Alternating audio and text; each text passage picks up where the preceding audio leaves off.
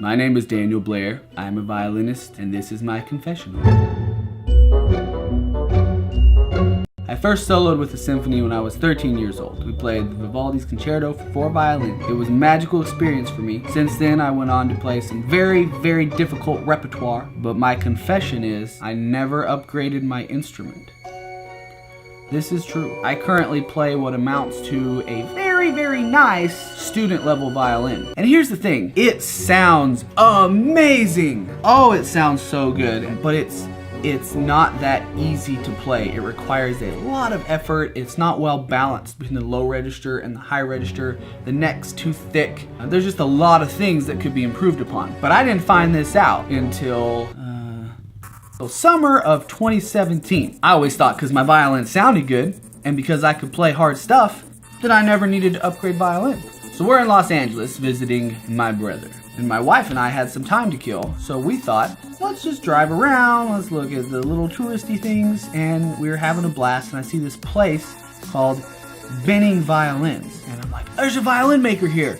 Let's go talk to him. Hey there, I play violin, I'm from Tennessee. Probably what it sounded like to them. They let me try one violin, and I play it, it's just like butter. Like, I have to breathe on the string, and it just sings to life, and I'm not used to that. I'm used to having to be very purposeful and very careful not to create any of the sounds that I don't want. So they're like, we're closing, but if you want to come back tomorrow, you can play. And I'm like, yes, let us dedicate a day to this. My wife and I come back the next morning, and I'm like, I would love to try this violin. And it was about a $35,000 violin, which in violin land is not crazy expensive. You're gonna buy it because your skill requires you to keep climbing that ladder. You know, that opens the doors for you to reach new heights in your playing and in your expression. So I'm like, I wonder if I can make a little video. And I said, would you be able to let me try a starter violin, like maybe a $400 or $500 violin, and compare it to this one? He's like, sure, absolutely. So they put me in this little room, and I play around for a little bit, and he kind of pops his head in there. Hang on just a second. Comes back with another violin, and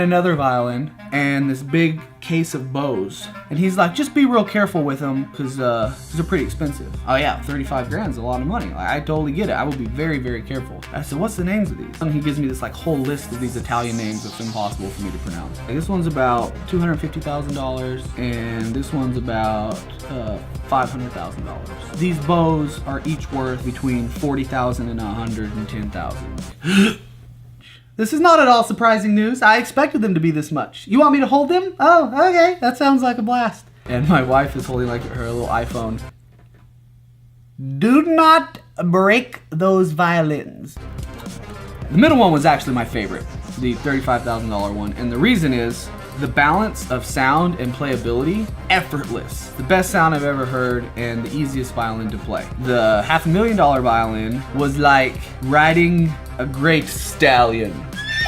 It was a lot harder to control than even my current violin. Any little wrong thing would result in not good things happening to your sound. It had so much power, just sheer resonance and volume. And I could just imagine standing in front of an orchestra with that violin, and it kind of started making more sense. The violin could project so much unmiked in front of the orchestra. So now my bucket list has dramatically improved. I always thought one day I'd have these crazy expensive violins, but the problem is I want them now. I most definitely want them now. But what I learned specifically was it's not just about the sound. You can spend a lot less money, magical sound. It's what you can do on it. My current violin is putting a ceiling on my technique and skill that I did not know was there. And second, it's about the ease of playability. It has very fond memories for me, and I want to go back to Los Angeles and play them again. So if you're an artist and you ever wondered what awesome gear was like, go try it, because then you'll never be happy again until you have it.